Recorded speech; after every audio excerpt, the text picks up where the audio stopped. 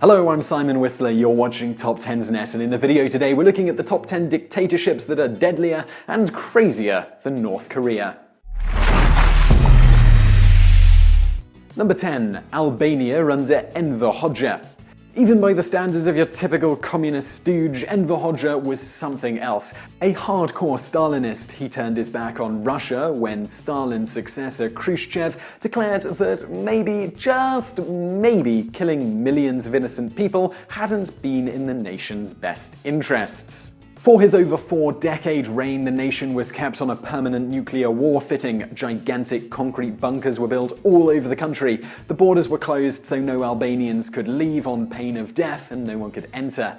Oh, and he also banned beards and opened gulags to liquidate people with facial hair. We're going to assume he just really hated hipsters. Number 9. Romania under Ceausescu. Hoxha may have been the craziest of the communists in Europe, but Romania's Nicolae Ceausescu was almost certainly the weirdest. One of his maddest acts was to construct the gigantic People's Palace in Bucharest, bulldozing most of the historic centre and flattening 2 mountains to provide stone for it. He built this monstrosity while malnutrition was increasing. Anyone deemed subversive could be disappeared or have their children taken away and raised in brutal orphanages that basically worked to starve children to death. Eventually, Romanians got so fed up with him that they launched a massive rebellion. Along with his wife, he was executed by firing squad on Christmas Day of 1989. Number 8. Myanmar under military dictatorship. As you watch this, Myanmar is undergoing a profound change. After over 5 decades of military dictatorship, the country is finally experimenting with democracy. For 50+ years, Myanmar was one of the nastiest, most repressive states in the world. Only a few years ago, ordinary Burmese were forbidden from traveling to other towns or villages without a passport and special permission. Brutal concentration camps sprang up across the country, with people detained in them for crimes such as telling jokes. Number 7. Equatorial Guinea under Francisco Macias Nguema.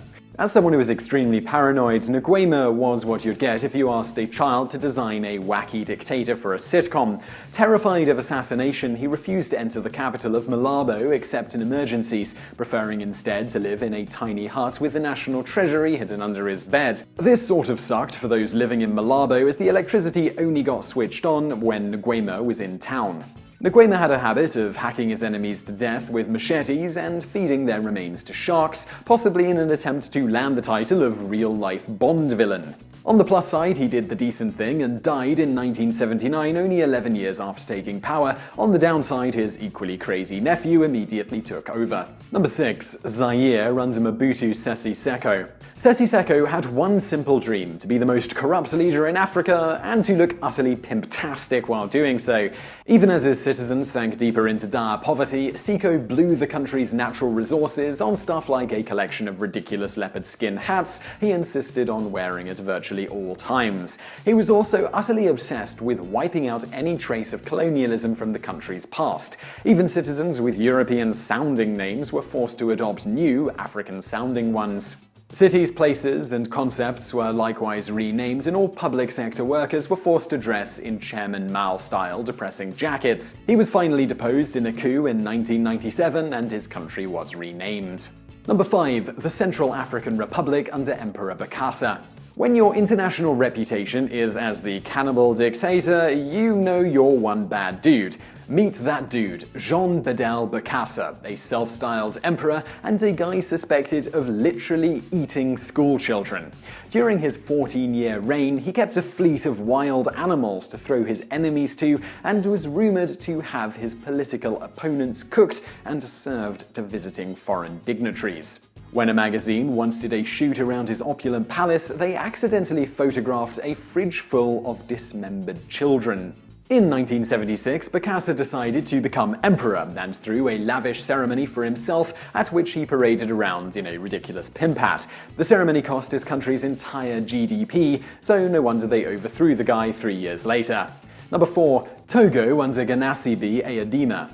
Gnassingbé Eyadema was one of the longest-serving dictators in Africa, having notched up an impressive 38 years. Over the course of his reign, Eyadema amassed ridiculous plaudits like they were going out of fashion. He surrounded himself with 1,000 dancing women who followed him around singing his praises. Radio stations were required to start every announcement with a jingle declaring that he'd been appointed by God. Incredibly, Eyadema's reign isn't something from the distant past. He was still head of state in 2005 when he finally had the decency to die of a heart attack. Number 3. Nigeria's endless coups. Nigeria has suffered so many coups that it's basically pointless to single out any one of them as especially bad. The vast majority of them outright sucked, while a handful were more benign. However, it's the sheer number that fulfill the craziness quota, making it seem at times like overthrowing the government was once the national Nigerian sport. In some instances, new governments would last less than a week before being ousted again. Thankfully, by 1999, the country was all couped out, and today Nigeria is a democratic nation. Number 2. Yemen under Ali Abdullah Saleh.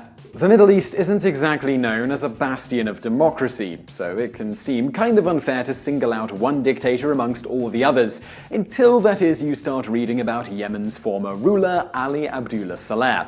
Not content with being a despot and acting like a dick, he decided to do something so crazy even Kim Jong Un wouldn't contemplate it. He deliberately seceded a large chunk of Yemeni territory to Al-Qaeda.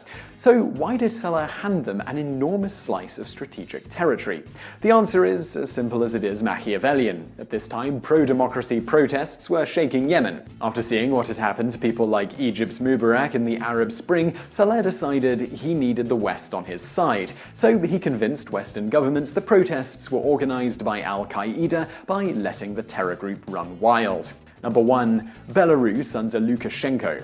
It seems hard to believe a dictatorship such as Alexander Lukashenko's ever existed, let alone in Europe. A brutal regime that executed random people to keep the population on their toes, assassinated the wives of political opponents, banned theatre groups and the local language, and even once bombed its own population to whip up a public fear of terrorists. Know what's even less believable? It still exists today. Under Lukashenko, the secret police is so powerful that they routinely visit people every single night, and possibly several times every single night, depriving them of sleep and leaving them in a constant state of paranoia.